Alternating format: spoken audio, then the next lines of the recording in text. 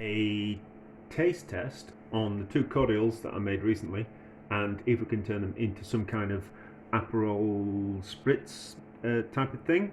This is the mixed fruit made from the frozen berries ones, and that's the grape cordial that I made from the 100% pressed grape juice. So we've got an equal shot of each cordial in each glass, so I'm going to mix that with a bit of gin, because otherwise we're just going to be making some kind of like fizzy cordial with a bit of Cava in it. I'm not using Prosecco because I don't like it, and Cava is made exactly the same way as champagne, so I think Cava's better and cheaper and nicer.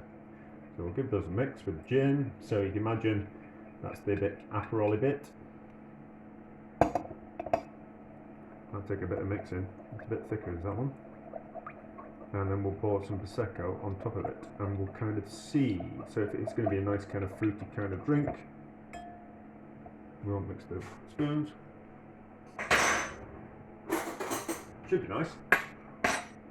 Then cheap supermarket Cava. I know an Aperol Spritz is supposed to have soda water in, but I'm not going to put soda water in it.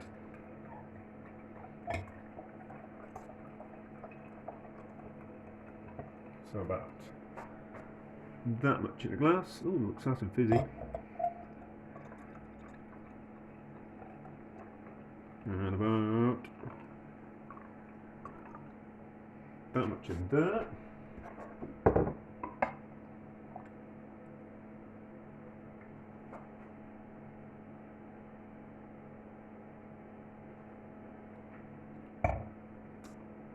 That's nice.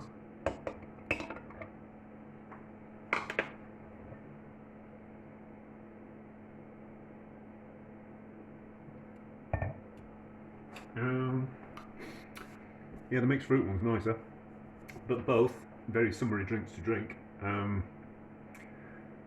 going to say, yeah, that works. That's rather quite nice, and nicer than Aperol. I'm not really a fan of Aperol. I think it's a bit rubbish. So, but we'll put some lemon and orange in as well.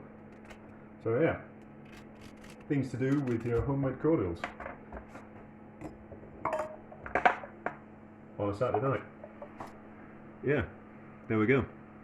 I don't know what they're called, but something to do with the homemade cordials.